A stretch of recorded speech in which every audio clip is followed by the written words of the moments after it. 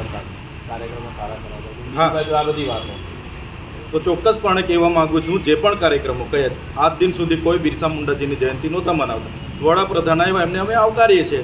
મારી જે પ્રતિમા મેં મૂકી હતી મારી આગેવાનીમાં એમને ફૂલ અર્પણ કર્યા છે. અમારા માટે તો ગૌરવની જ વાત છે ને, એટલે અમે અભિનંદન આપીએ છીએ.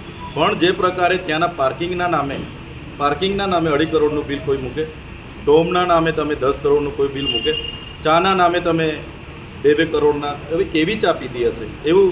અરે એમણે ડિનરના નામે 10 કરોડના બિલો મૂક્યા છે, તો એમણે શું ખાધું એની વિગત આપો. ડ્રાયફ્રૂટ ખાધા, ચિકન ખાધું, મટન ખાધું, ઘી કેળા ખાધા, અમને તો કહો.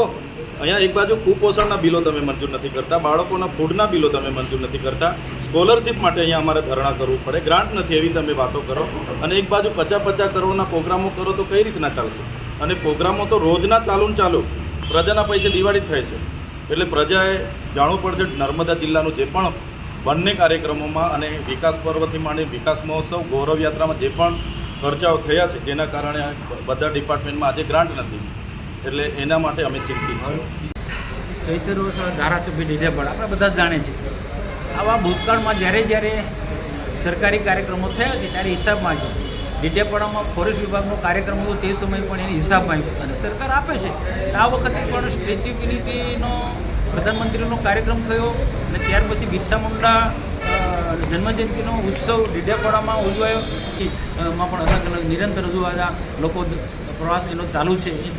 સરદાર વલ્લભભાઈ પટેલના જીવનમાંથી પ્રેરણા લેવાની છે. રાષ્ટ્રીય ભાવના લોકોમાં જાગૃત થાય, એકતાના બોધપાઠ લોકો શીખીને યુવા પેઢી એક દેશના માટે એક સંગઠિત થાય, એ ઉદ્દેશ્ય સાથે દેશના પ્રધાનમંત્રી આવા કાર્યક્રમો કરે છે. તો આમાં કોઈ ખર્ચ તો જે થવાનો જ છે, પણ જે પ્રકારે ધારાસભ્ય ચૈતર વસાવા જે હિસાબ માગે છે એને સરકાર તો આપી જશે. એને આપ્યો મિટિંગની અંદર, એ જે રીતના જે માગે છે નાની નાની બાબતમાં એ થોડું અજુગતું કહેવાય. એને ખરેખર તો અહીંના ધારાસભ્ય તરીકે આભાર માનવો જોઈએ કે ડેડિયાપાડામાં બિરસા મુંડા જન્મજયંતિનો કાર્યક્રમ ઉજવાયો, એમાં દેશના પ્રધાનમંત્રી આવ્યા અને દેવમોગરા માતાજીના દર્શન કર્યા. એમને ખરેખર તો આભાર માનો. ટીકા ટિપ્પણીમાં સેવન બીજો ઉદ્દેશ જ નથી. પોઝિટિવ વાત કરવી જોઈએ એમને. બેનો મુઠ્ઠીવાળો અને અબબો કરો, આ માનસિકતામાંથી બહાર આવવી જોઈએ. કોઈ ચિકન મટન ખાધું નથી. જેમ દેશના પ્રધાનમંત્રી દેવમોગરા માતાના દર્શન કરે ને એને સ્ટેટમેન્ટ આપ્યું હતું કે મોદીજી મોવડાનો દારૂ ચડાવે, માતાજીને બકરા ચડાવે, મુર્ગા ચડાવે અને પછી પ્રસાદી લઈને જાય. આ એની માનસિકતા જુઓ. પ્રૂફ આપે ભાઈ ચિકન મટન ખાધો હોય તો ચિકન મટન. અને કદાચ કોઈ અધિકારી જેને જે આખા દેશમાંથી આવ્યા, તો કોઈ મદ્રાસમાંથી કોઈ આવ્યા હતા, કોઈ બીજા પણ કેટલાક પ્રવાસીઓ, કેટલાક લોકોને પ્રાઇવેટ જગ્યાએ ગયા એને ખાધું. એની સાથે સરકારના વહીવટીતંત્રને કોઈ લેવા દેવા નહીં, પણ સરકાર તરફથી એવી કોઈ વ્યવસ્થા નથી થઈ. પણ આ ગ્રાન્ટોમાંથી જ આ રૂપિયાની ચૂકવણીઓ થઈ છે. ભાઈ બે મોટા રાષ્ટ્રીય કાર્યક્રમો થયા. સરદાર વલ્લભભાઈ પટેલનો જન્મજયંતિનો ઉત્સવ ધામધૂમથી ઉજવાયો. બિરસા મુંડા ભગવાનના જન્મજયંતિનો ઉત્સવ ડેડિયાપાડામાં ધામધૂમથી ઉજવાયો. તો એના તો પ્રધાનમંત્રી આવે છે તો ખર્ચ તો થવાનો જ છે ભાઈ. અને કેટલી જનતા આવી છે, કેટલા બધા આખા દેશના કેટલાક અલગ વિભાગના અધિકારીઓ ઉપસ્થિત રહ્યા, મંત્રીઓ પણ એના કાર્યક્રમને સફળ બનાવવા માટે એના પહેલાં આવ્યા છે. તો એ સ્વાભાવિક છે કે ખર્ચ તો થવાનો જ છે. કાર્યક્રમોના આ કાર્યક્રમમાં હવે તો સ્ટાર બેન્ડ લાવવાનું, લોકોને નચાવવાનું, કૂદાવવાના અને હબો કરવાનો એ ધારાસભ્ય તરીકે એને શોભે. એને નેત્રંગના એક કાર્યક્રમમાં કે બહેનો મુઠ્ઠીવાળો, બધી બહેનો મુઠ્ઠીવાળો ને બધી બહેનોને મુઠ્ઠીવાળો, એટલે બહેનોને હશે કે કંઈક હશે, કંઈ આપવાના હશે ત્યારે કે બહેનો મુઠ્ઠીવાળો અને અબો કરો, અબો. આ એમના સંસ્કાર છે ભાઈ.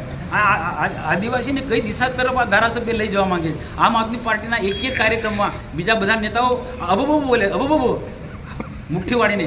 આ સંસ્કાર છે ભાઈ. બિરસા મુંડાના જીવનમાંથી પ્રેરણા લો. બિરસા મુંડાએ તો એવું કીધું છે, પૂર્વજો અંધશ્રદ્ધા દૂર કરો, વ્યસનો દૂર કરો અને શિક્ષણ પર ભાર મૂકો તો આદિવાસીનો વિકાસ થવાનો. બિરસા મુંડામાંથી પ્રેરણા લેવી જોઈએ. ને રાજ્ય સરકાર, ભારત સરકાર, દેશના પ્રધાનમંત્રી અમે આ કામ કરી રહ્યા છીએ. દેશને વિકાસના માર્ગે લઈ જવા માંગે, આદિવાસી દેશના વિકાસમાં જોડે એ રીતના. અને આજે નર્મદા જિલ્લામાં આજે જે બે મોટા કાર્યક્રમ થયા છે, આખા નર્મદા જિલ્લા જ નહીં, આખા ગુજરાતને, આખા દેશે એને જોયો છે, વિશ્વના લોકોએ જોયું છે આ બંને કાર્યક્રમનો. એકતા પરેડનો કાર્યક્રમ કેટલો સુંદર એકતા પરેડનો કાર્યક્રમ હતો. તો આને ખરેખર એમને પ્રશંસા કે આ તો કેવી નિમ્ન કક્ષાની વાત કરે છે.